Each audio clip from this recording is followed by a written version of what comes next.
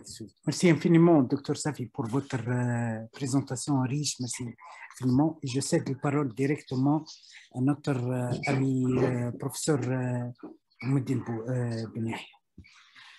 Salam alaikum wa rahmatullahi wa barakatuh. Alors, je salue la présentation et l'intervention de Dr Safi, également le postulat du docteur Al-Benchir, qui sont à mes yeux très, très intéressants et très importants pour poser, si vous voulez, les bases de ce sujet qui est à la fois complexe et à la fois extrêmement profond. Tout d'abord, alors je ne vais pas peut-être pouvoir revenir sur tout ce qui a été dit, mais il y a tellement de choses, je voulais, importantes et fondamentales pour verser en immersion petit à petit par rapport à ce sujet de la finalité ou les finalités au pluriel de la science et de la foi. Et comme l'avait fait Dr Safi, je crois qu'il faudrait déterminer la terminologie tout d'abord. Alors, qu'entendons-nous par la science d'ailleurs? Et moi, je vais adopter, si vous voulez, un peu par le champ qui m'anime le plus, à savoir le scripturaire de la révélation ou de la descente vivifiante de vie, qu'est le Coran, au-delà bien sûr des enseignements du prophète, Mohammed alayhi salatu wassalam, et de la manière peut-être spirituelle, véritablement dans la spiritualité, pour déterminer, si vous voulez, la question de la science ou le terme science, il faudrait tout simplement, et je commencerai par ce point, regarder, scruter minutieusement l'usage de ce vocable ou de ce terme dans la révélation. Alors, la révélation, bien sûr, regorge, si vous voulez, d'usages extrêmement riches par rapport au même vocable. Vous pouvez avoir, à titre d'exemple, le même vocable qui peut exprimer une pluralité de sens ou des significations différentes, à l'instar de Rahma, titre d'exemple, qui pourrait renvoyer, selon les orientations sémantiques ou le contexte sémantique de tel ou de tel signe dans la révélation, à la révélation elle-même, à la miséricorde, à l'indulgence, parfois même à la science. Oui, le terme Rahma envoie et renvoie parfois explicitement et de manière déterminative dans le texte coranique à la science. Mais en ce qui concerne le terme ilm lui-même, en arabe, alors vous avez un exemple édifiant dans le récit d'Adam, je crois au 31e, 32e, enfin toute une série de versets à partir du 31e verset de la sourate 2 dans le Coran concernant le récit d'Adam, hein, le récit d'Adam et Dieu et les anges. Et vous avez ce verbe, enfin, ou ce lexème verbal qui est utilisé, donc voilà, nous avons ici de prime abord une orientation assez claire, primordiale d'ailleurs, initiatrice dans la lecture chronologique de la révélation sur un premier sens que Dieu dévoile à l'être, que Dieu dévoile à l'humanité. Et souvent, malheureusement, je le dis, les traductions se résument à traduire par apprendre ou que Dieu a appris à Adam les noms ou les noms excellents par extension. Et malheureusement, on ignore que dans cette racine, allama signifie à la fois peu projeté, peu par projection lexicale et par conséquent obligatoirement sémantique, renvoyer à l'universalité. Et sinon, Adam ne serait pas, quelque part, n'aurait pas eu cette fonction à la fois universelle sur Terre, en tant que calife, etc.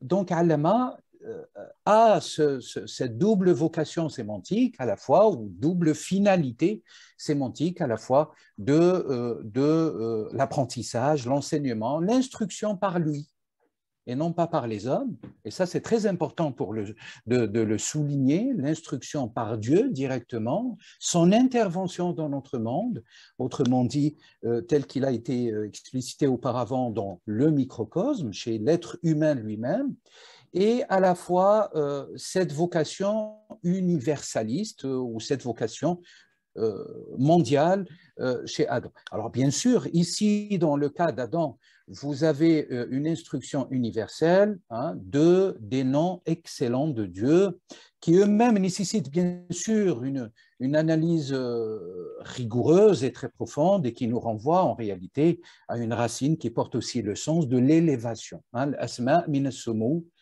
nous disent quelques grands linguistes ou lexicographes arabes. Donc, si vous voulez, le rapport et la notion elle-même, le sujet ou la thématique de la science, de par le scripturaire coranique, enfin les paroles de Dieu, le parole de Dieu, aborde la question d'un autre point de vue, mais aborde la question d'un autre point de vue pour nous ramener petit à petit à une pluralité des réalisations, voire une pluralité des finalités. Vu que le titre de notre intervention, c'est aussi les finalités, de savoir détecter ou déterminer ou d'identifier ces finalités à la fois de la science et de la foi. Donc déjà, la science est incluse, est un terme enfin attesté dans la révélation et par conséquent, par rapport, si vous voulez, au déterminisme, à la question précitée par Dr Safi concernant la mesure, la détermination, etc., vous avez toutes ces sensibilités, à la fois scientifiques et épistémologiques, qui sont déjà incluses, portées, si vous voulez, dans l'esprit sémantique du texte, enfin de la parole, plus qu'un texte, de la parole, des paroles de Dieu. Ça, c'est un premier point que je voulais partager avec vous, et vous voyez que l'optique est autre, mais c'est une optique globalisante, c'est une optique généralisante, c'est une optique universelle. Alors bien sûr, les usages à travers les occurrences, les innombrables, les 29 occurrences où ce vocable est cité dans la tradition, enfin dans la révélation, dans les paroles de Dieu, nous enrichit, si vous voulez, les significations, les différentes significations au fur et à mesure, et une signification s'impose par rapport à l'ilm. Dans le scripturaire coranique, je peux citer Surat al-Ra'd, signe 37, Surat al-Isra, signe 107, Surat Maryam, signe 43. Elle renvoie de manière explicite à la révélation elle-même. Alors, révélation, bien sûr, c'est un terme qui pose problème aussi parfois en français si on ne le transpose pas en langue arabe. Enfin, révélation, quelque chose qui se révèle, yen kashif, voilà. Alors, ce n'est pas le terme kashf, mais c'est plutôt le terme wahy qui, à mes yeux, est explicité, est identifié ici dans les usages de la notion de l'ilm dans le Coran. Et al-wahy lui-même, ce terme, je dirais à la fois pléthore et théophore, c'est un terme lui-même en soi théophore, parce qu'en segmentant ce terme dans sa racine, vous allez trouver waw, ha, ya. Nous mettons la première, l'initiale, vous avez le nom de l'hayy, qui est à l'intérieur de l'wahy lui-même, qui symbolise, si vous voulez, le support ou la manière ou la désignation de la descente vivifiante de vie, telle que je tente de la traduire et que je partage avec vous, du terme al-wahy. Donc, vous avez ici la vie. Ça concerne la vie. Et bien sûr, ça a été rappelé précédemment que la science, en tout cas matérielle ou la physique, d'ailleurs le terme physique peut être assimilé à la matérialité, qu'on le veuille ou pas, quelque part, peut-être pas dans les domaines les plus pointus des sciences exactes, mais en tout cas, de manière générale, ça renvoie à la matérialité ou à la densité, si vous voulez, le kathafa, dans notre monde, et que ce terme lui-même se trouve de manière cohérente ou de manière inhérente, attesté dans la révélation à chaque fois. Si vous voulez, on lève le voile sur une structure sémantique portée dans le texte. Et ça, c'est très important, si vous voulez, de le savoir, enfin, de le prendre en considération quand on aborde la révélation, et surtout qu'on aborde la révélation dans une optique non pas antinomique, bien sûr, non pas dans une optique antinomique entre la science elle-même et physique, hein, soit-elle, et la foi, et je vais parler un peu plus loin tout à l'heure de la foi, mais dans une optique, si vous voulez, de synthèse. Entre parenthèses, ou au passage, j'avais entendu aussi le professeur Mahchoub qui avait certainement à un certain moment cité la question de la foi et très rapidement assimilé à la religion. La foi est seulement un degré de la religion. La foi ne symbolise pas et ne caractérise pas, ne synthétise pas la religion de manière, si vous voulez, extensive ou finale ou terminale, ou même de manière primordiale, mais c'est vrai que ça marque, si vous voulez, un attachement, un point d'amorce, hein, une initiation chez les individus, chez les êtres divins, dans un rapport qui est basé, ça a été dit aussi par quelque part, dans un rapport qui est basé sur le mystère, de la manière la plus totale. J'évoquerai bien sûr avec vous quelques références là-dessus, et du texte, bien sûr, des paroles de Dieu, et bien sûr du fameux dit prophétique connu sous l'appellation de Hadith ou Jibril. Alors, tout cela nous conduit, enfin nous permet de se diriger vers quoi? D'abord pour peut-être finir cette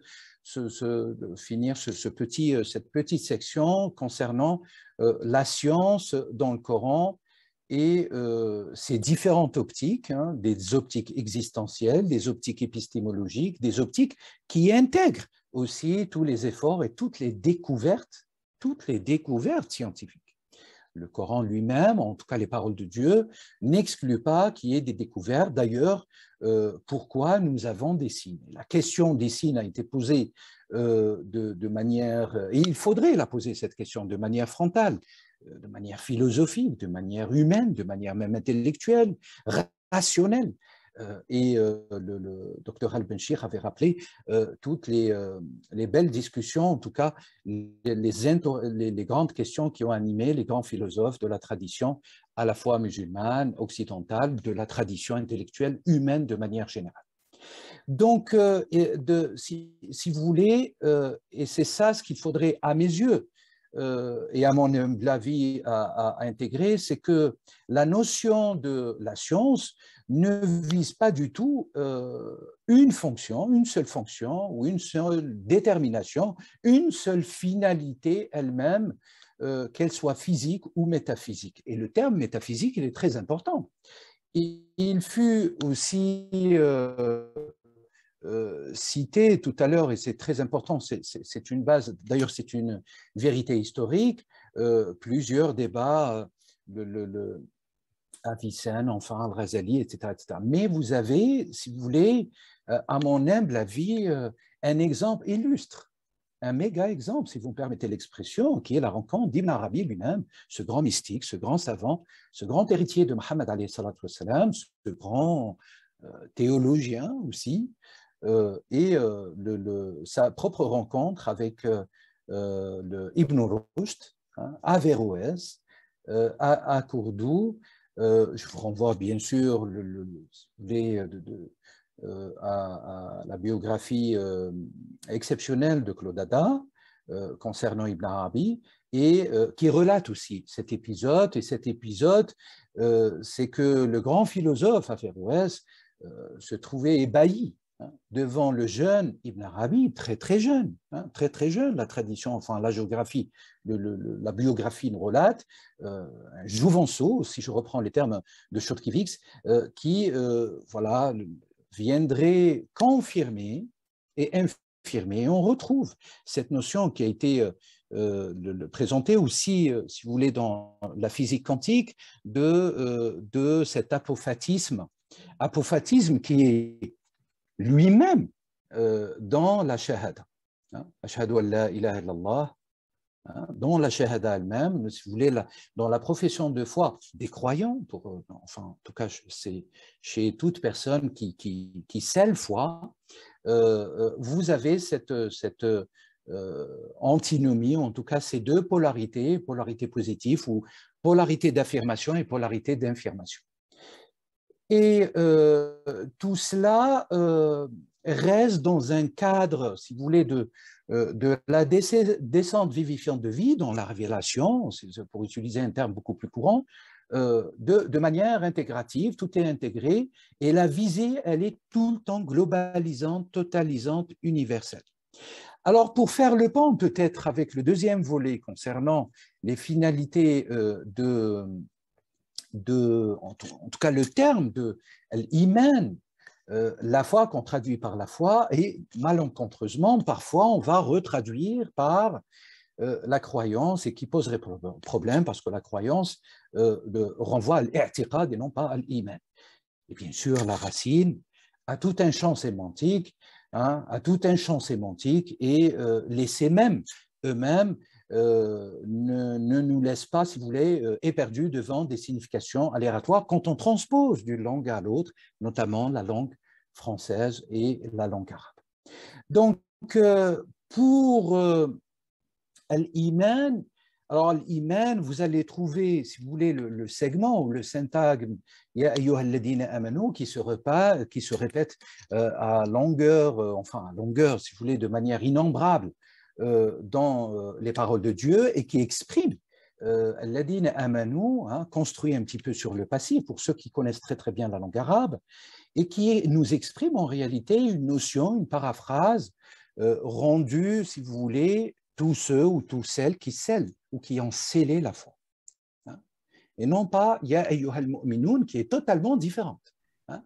Quand vous abordez les paroles, chaque parole relève, si vous voulez, et porte en elle des degrés d'adresse à la fois. Ça, c'est très primordial, si vous voulez, dans l'analyse, voire même dans l'exégèse, et à la fois porte des germes sémantiques et des significations, et par conséquent des finalités totalement différentes. Vous pouvez avoir le même terme, et ça, enfin, si vous voulez, je n'invente rien, c'est la base même de la langue arabe, c'est cette richesse, si vous voulez, sémantique qui est exprimée par ce qu'on appelle la polysémie de manière beaucoup plus simple. La polysémie est peut-être le facteur exceptionnel, mais il n'est pas le seul, exprimé à longueur, enfin, par les poètes arabes, et qui fait que cette langue aussi porte en elle des potentiels que peut-être d'autres langues ne portent pas. Et là, je parle bien sûr d'un point de vue seulement linguistique et non pas métalinguistique ou métaphysique. Et la racine, la foi, qu'est-ce que c'est la foi? Alors, beaucoup se posent la question, qu'est-ce que c'est la foi? Il faudrait déterminer la foi pour pouvoir juger et déterminer les finalités de la foi. Et qu'est-ce qui nous est demandé en réalité? Et est-ce qu'il y a quelque chose qui nous est demandé? Ou est-ce que tout relève de la responsabilité de l'être humain, ce qui n'est pas faux, hein? En réalité, l'être humain est responsable. Et là, l'appel à la raison est attesté dans la révélation de la manière la plus absolue. Mais il y a un dépassement, et je vous citais il y a quelques instants cette rencontre entre Ibn Arabi, hein, le grand maître spirituel Ibn Arabi en Andalousie avec Averroès, et si vous voulez, l'enseignement de cette rencontre, c'est le dépassement de la raison. Hein. C'est le dépassement total de la raison, parce qu'il s'agit de l'esprit. Hein. Il s'agit de l'esprit, donc oui, puis non, et puis entre le oui et le non se détachent, les nuques se détachent et les esprits s'envolent, nous dit Ibn Arabi. Donc on est dans un rapport, si vous voulez, au-delà de la réalité horizontale, il y a une essence, une obligation, et ça rejoint tout ce qui a été dit, enfin, l'esprit ou la spiritualité universelle, que toute personne devrait aujourd'hui, dans un monde fou, dans un monde d'incertitude, dans un monde de violence, dans un monde de radicalisation, j'ose le terme aussi, et dans un monde de perte et de perversion, devrait adopter, devrait explorer pour pouvoir vivre petit à petit, bien sûr, le cheminement, pour pouvoir vivre cette gustation, cette expérience sacrée telle qu'il avait dit Dr. Al-Benchir par rapport au ternaire, hein, le ternaire qui en réalité rien d'autre que la religiosité, revêtement horizontal, hein, le religionnisme, imposer une idéologie quelconque et puis peut-être tout simplement religion dans son sens le plus pur et non pas dans le sens aujourd'hui malencontreusement qui est connoté par tout et n'importe quoi, malheureusement.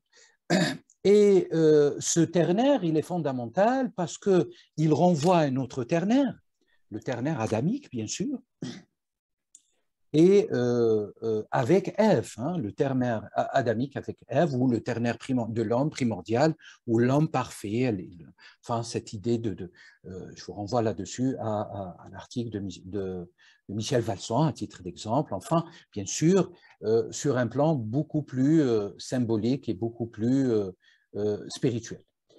Donc, pour revenir, 4 minutes. peut-être pour résumer, oui, pardon, okay, docteur, pour revenir et peut-être conclure par rapport aux finalités de al-ilm ou al-iman. Al-iman, alors, amana, ça nous envoie, et ça c'est très important, il faudrait que je le partage avec vous. Alors, al-iman, ce n'est pas seulement c'est les foi. Al-iman aussi, c'est réaliser al-aman. Et là, c'est très important. C'est là où ça devient très intéressant pour nous. La question de c'est les foi, c'est, pour tout vous dire, une question aussi de sécurisation, si vous voulez, d'un dépôt de confiance, voire devenir soi-même un exemple de sécurité pour soi-même et pour les autres. Je fais le lien sur le plan horizontal par rapport à notre vie et par rapport aux défis de l'humanité et aux menaces qui, un plan axial beaucoup plus profond, beaucoup plus spirituel, bien sûr. Cette sécurité est, nous dit d'ailleurs Ibn Arabi, cette sécurité est une des fonctions de l'iman. L'iman doit nous ramener étape par étape. Bien sûr, il faudrait s'investir. Hein, ça ne vient pas comme ça. Et les maîtres soufis, enfin, les maîtres spirituels de manière générale et à leur tête, en réalité, les envoyés de Dieu, si vous voulez, les grands sages de l'humanité, depuis Adam jusqu'à la fin des temps, nous enseignent le même principe, et ce principe, c'est que c'est à nous aussi de faire l'effort, c'est à nous de faire le mujahadat, al-ruhiyya, de faire l'effort pour pouvoir s'élever, gravir et pour pouvoir découvrir. Hein. Donc là, nous avons le pont entre la science, si vous voulez, de manière générale, la science physique, enfin physiciste, vous pardonnerez pour la terminologie, et la science métaphysique ou métaphysiciste, qui est le résultat d'une expérience sacrée, d'une gustation sacrée, et qui elle-même, de la manière la plus rigoureuse, répond à une méthode. Donc on retrouve, si vous voulez, une similarité aussi dans la voie de la foi, de l'acquisition ou l'immersion dans la foi et bien sûr l'exploration ou l'approfondissement des découvertes scientifiques de la science de manière générale. C'est un point commun et il n'y a pas de contradiction, mais il y a un dépassement. Et ça, c'est très important. Il y a un dépassement parce que la foi, même si c'est un degré, si vous voulez, de la religion, la foi aussi doit nous ramener cette sécurité ontologique, cette sécurité à la fois primordiale, à la fois initiale, à la fois qui nous accompagne tout au long de notre vie et terminale, bien sûr, qui nous conduit, si vous voulez, à une fin qui amorce une autre fin, au-delà de l'au-delà, une amorce eschatologique et une autre vie qui est jonchée, bien sûr, par des détails et des signes dans la révélation, mais bien sûr, peut-être on en parlera dans d'autres occasions. Alors, juste pour conclure, si vous me permettez, désolé si j'ai dépassé le temps qui m'a été… En 2 minutes. Voilà. La finalité de la science d'un point de vue, alors pluriel bien sûr, dans le scripturaire coranique sacré ou dans les paroles de Dieu, c'est Al-Wahy lui-même, hein, et ça renvoie de manière finale à Dieu. La révélation doit nous ramener, si vous voulez, hein, dans un cercle, dans un cycle, doit nous ramener aussi à l'un, ou à cette unité essentielle, à cette essence de Dieu qui est indéniable et qui est obligatoire, qu'on le veuille ou pas, qu'on soit partisan ou pas. Et l'iman, donc la foi, c'est véritablement une conquête. La foi, c'est une conquête, et c'est un degré d'ailleurs supérieur, attesté dans la religion, qui est supérieur à l'islam lui-même. Hein, rappelez-vous le signe coranique qui nous dit, quand l'arabe, si vous voulez, les bédouins arabes disaient nous sommes soumis, Dieu leur rappelle en réalité, dites, il leur dit non, vous êtes soumis, vous avez réalisé un premier degré, mais il vous manque encore davantage pour pouvoir atteindre cette station, cette mention, ce degré existentiel dans notre être, sur le plan microcosmique et à la fois macrocosmique, de la sécurité. Il n'y a pas de foi, à mes yeux et à mon humble avis, sans sécurité sur le plan horizontal et sur le plan axial. Donc, soyons des exemples aussi de sécurité pour nous-mêmes et pour les autres sur le plan horizontal, et c'est un fait incontestable, si vous voulez, sur le plan linguistique et même métalinguistique, sans convoquer la métaphysique spirituelle de la tradition universelle de l'islam, et à la fois la science, si vous voulez, relève aussi quand on regarde, malheureusement on n'a pas le temps de rentrer dans les détails, mais quand on regarde un petit peu les occurrences, les 29 occurrences du terme ilm, ça renvoie à Dieu, hein, de manière finale, et peut-être même le terme ou la qualification que je viens d'employer de finalité ne suffit pas parce que c'est un cycle éternel. C'est un cycle éternel de renouvellement à notre échelle et à l'échelle universelle. Wallahu a'lamu bi'ilmihi. Et voilà, wassalamu alaikum wa rahmatullahi wa barakatuh, mes chers. Voilà, désolé, il y a tant de choses que je voulais, mais enfin, je n'ai pas le temps pour pouvoir les aborder. Merci beaucoup, professeur Boumediene, pour votre présentation, comme toujours, riche et élégante. Si quelqu'un souhaite poser une question, je ne sais pas si Dr Ghalbenchikh, il a quelques…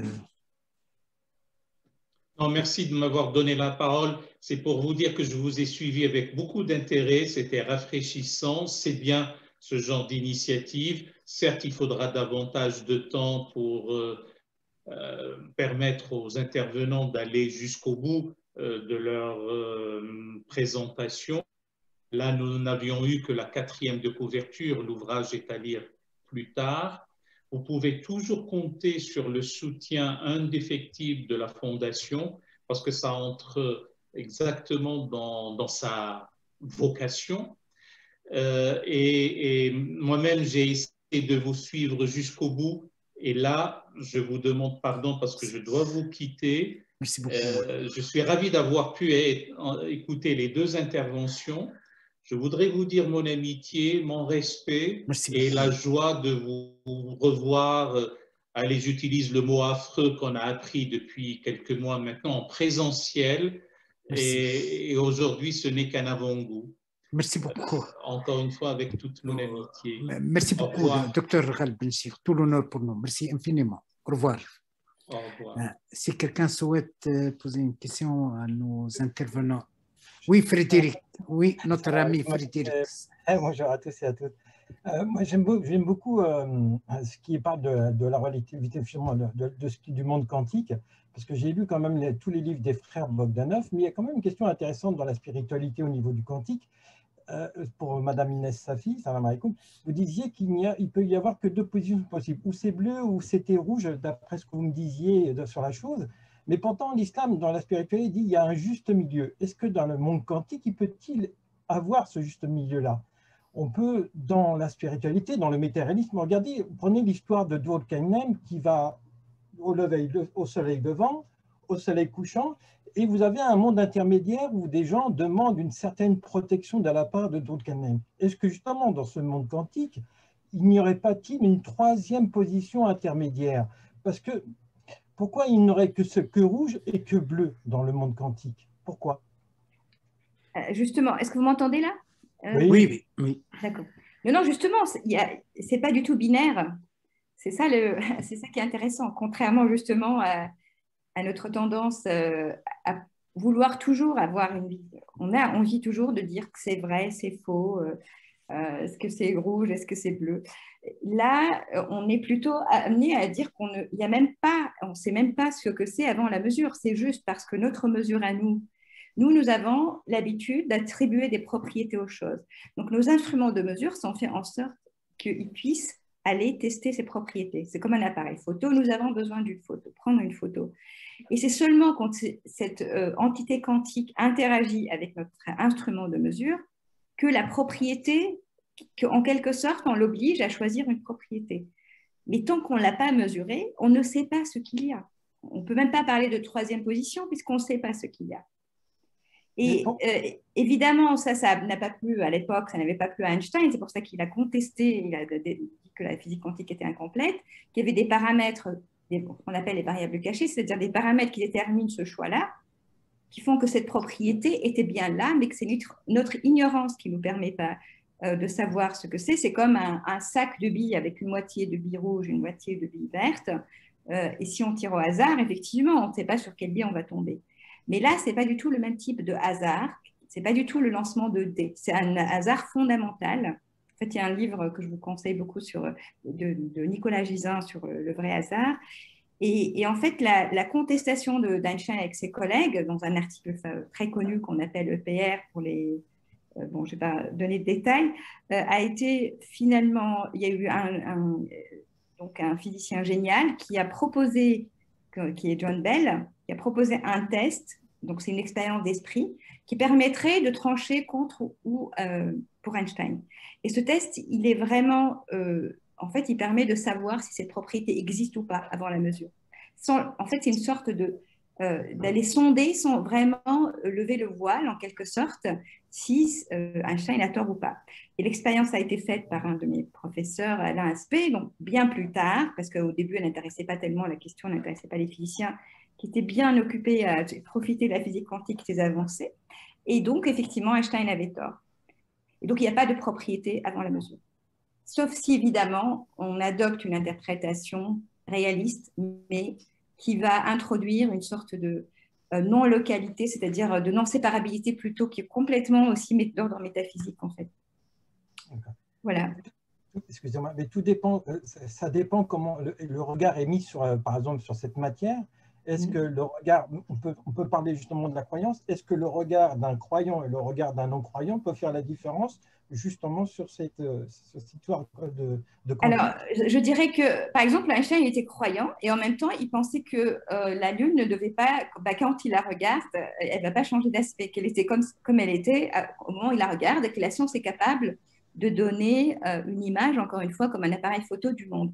Donc, je pense que c'est plutôt la vision du monde que l'on a, parce qu'on peut tout à fait appartenir à une même religion et avoir des visions d'ordre métaphysique qui sont complètement différentes. Donc, les croyances, quand je parle de croyances, ce sont les convictions. On ne peut plus parler, quand je parle d'interprétation de la physique quantique, on ne peut plus parler d'objectivité. Hein, puisqu'il y a, déjà, il n'y a pas de consensus, et en plus, ça va dépendre effectivement de la sensibilité, mais ce n'est pas le fait d'être croyant ou non croyant. Évidemment, ça va affecter, c'est plus dans quelle doctrine nous sommes. Mais ce qui est intéressant aussi, pour répondre un peu, peut-être c'est un peu un autre type de réponse, c'est que effectivement, quand on est dans une voie spirituelle, on est moins bouleversé par les énigmes de la physique quantique, puisque déjà la voie spirituelle nous invite à dépasser le sens commun. Donc, on est moins perturbé, en quelque sorte, par ces énigmes, comme la non-séparabilité, puisqu'on est déjà dans une forme de cadre spirituel qui nous aide, finalement, accepter, à vivre avec ces énigmes-là, ces mystères. Et par exemple, les fondateurs de la physique quantique se sont retournés vers les traditions extrêmes orientales. Par exemple, Schrödinger était d'ailleurs, il a fait faire de la philosophie. C'est l'un des fondateurs importants de la physique quantique. Et finalement, il s'est rapproché du bouddhisme pour essayer un peu de... Parce qu'effectivement, quand on est dans un schéma cartésien, c'est très dur. Hein, le choc est violent quand même, hein, de la physique quantique. Du coup, ça lui a permis, en s'immersant dans cette tradition-là, de mieux approcher, disons, de mieux vivre avec ces énigmes. Mais il y a aussi Max Planck qui était très inspiré par le Diwan de Goethe, qui lui-même est complètement inspiré par les grands auteurs iraniens, donc soufis. Et Planck, en tout cas, ça c'est mon collègue Carlo Rovelli, que je vous incite donc à regarder ses vidéos, qui est très intéressant, qui a écrit beaucoup de livres sur plein de choses, la philosophie, mais aussi la vulgarisation scientifique, qui dit que Planck, grâce en fait à cet apport, on va dire, de la spiritualité islamique, a pu être inspiré dans sa façon dans tout ce qu'il a apporté, parce qu'il a mis en avant l'aspect relationnel. Il y a des interprétations qu'on appelle relationnelles, qui ne sont pas identiques, mais qui vont dire que les choses n'existent pas en soi, il n'y a que des relations qui existent. Et ça peut rappeler effectivement le rôle des noms divins, qui sont des relations entre Dieu et nous-mêmes. Ça ne veut pas dire du tout que je dis que c'est la même chose. Je ne fais pas de confusion ni de concordisme, mais c'est pour dire qu'il y a une porosité entre toute l'atmosphère, toute la vision qui nous est donnée par nos croyances, par notre culture religieuse ou spirituelle, et les idées scientifiques. Elles ne viennent pas de rien. Le fait que Ibn al-Haytham s'est intéressé à la lumière, par exemple, et qu'il a créé une révolution dans le domaine, ce n'est pas indépendant du statut de la lumière, par exemple, dans le Coran. Donc, c'est vraiment une fécondation mutuelle entre les champs philosophiques, spirituels et scientifiques. D'ailleurs, on ne pouvait même pas séparer philosophie et théologie comme on a tendance à le faire de nos jours. Voilà, je ne sais pas si ça répond un peu à vos questions. Votre question.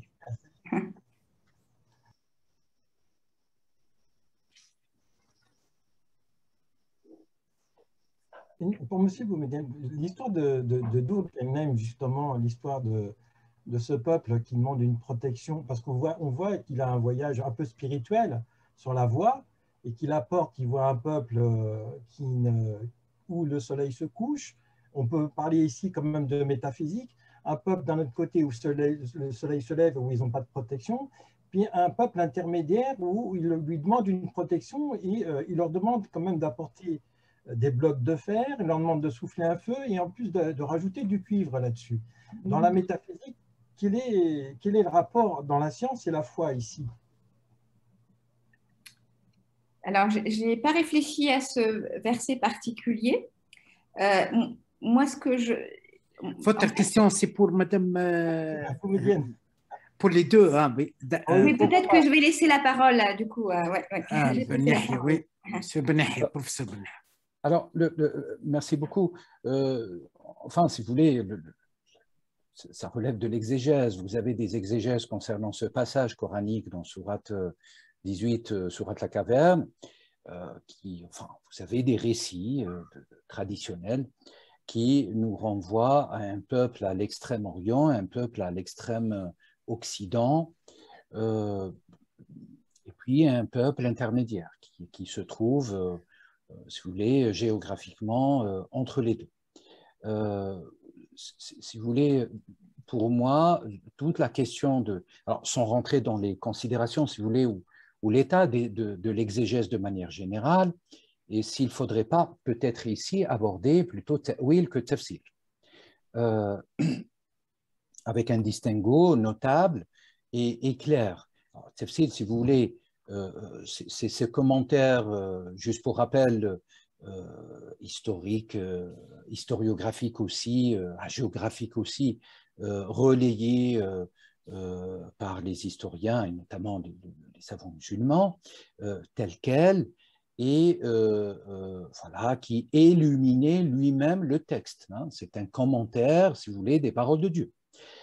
Oui, c'est une autre affaire, d'ailleurs, qui est citée, qui est attestée dans la Révélation, sourate numéro 3, Surat Al-Imran, et bien sûr, Dieu nous dit que la question du ta'wil n'est connue, in fine, que par Dieu lui-même, voire même, signe numéro 6 de Surat Al-Imran, donc 3-6, qui pourrait, chez Ar-Rasikhuna fil ilm, mais là c'est aussi une autre notion qu'on a peut-être peut aborder ce soir, la question de la science, des savants et la question de ceux qui sont enracinés ou qui sont en immersion dans la science.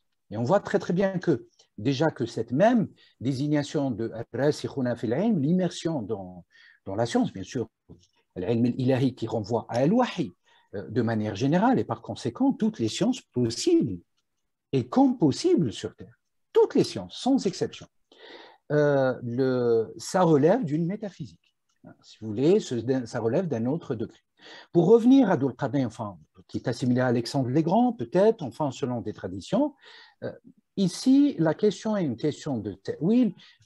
À mon humble avis, le monde, ce peuple de l'Extrême-Orient serait un peuple d'illumination. C'est une indication, à mon avis, ontologique, hein, et qui n'a, enfin, métaphysique et ontologique, et qui ne renvoie pas, si vous voulez, à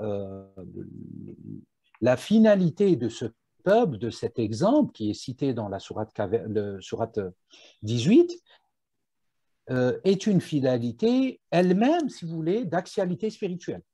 Il ne faut pas se raisonner seulement linéairement, tel que les exégètes l'ont fait de la manière la plus remarquable à travers l'histoire, et de dire, bon voilà, c'était un peuple, il faut chercher le peuple, et l'histoire s'arrête là.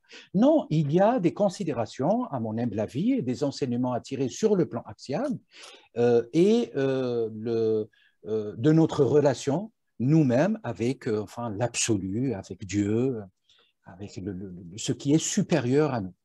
Et donc, vous avez cette question de shuruq, hein, et vous avez cette question de l'ghurub. Shuruq, c'est une sorte d'illumination de l'être, et vous avez cette question aussi de l'ghurub. Alors, l'ghurub, bien sûr, qui est assimilé, si vous voulez, à la fin d'un cycle, qui renvoie d'ailleurs chez Ibn Arabi et d'autres maîtres dans la tradition, même chez, si vous voulez, si vous prenez un grand exégète classique à Tabari, vous allez trouver cette nuance aussi, une citation possible d'une possible interprétation, si vous voulez, spirituelle ou métaphysique. Et donc, à mon avis, c'est ce juste milieu, vu que le périple ou la découverte ou le voyage, la pérégrination d'Alexandre et de ses armées, enfin, de Dhul-Qarnayn, enfin, ce n'est pas Alexandre, hein, c'est le classicisme qui nous dit c'est Alexandre, enfin, c'est une des thèses, mais Dhul-Qarnayn, en réalité, rien que ce nom laisse beaucoup à désirer. Il y a une analyse symbolique extrêmement forte derrière. Est-ce que c'est l'homme aux 2 siècles? Est-ce que c'est l'homme aux 2 cornes? Ou est-ce que c'est l'homme aux 2 polarités? Enfin, vous avez plusieurs, si vous voulez, plusieurs possibilités, plusieurs voies interprétatives, spirituelles, etc. etc. Mais on ne pourra pas détailler tout cela ici, malheureusement. Et à mon avis, vu que son périple ou son voyage arriva à terme au milieu, ça rejoint l'idée que vous aviez évoquée, Frédéric, la question du juste milieu. Et qui est le centre, à mon humble avis, le centre suprême, symbolisé par ce prophète, enfin cet élu de Dieu, ce grand roi, ce grand militaire, qu'il faudrait toujours revenir au centre des choses, Khayrul Umuri Awsatuha, qui n'est rien d'autre que l'enseignement du prophète Mohammed alayhi salam, mais pas seulement, et qu'il y ait un adage aussi qu'on retrouve chez les grands sages, les grands maîtres de toutes les traditions, sans exception. Wallahu a'lam.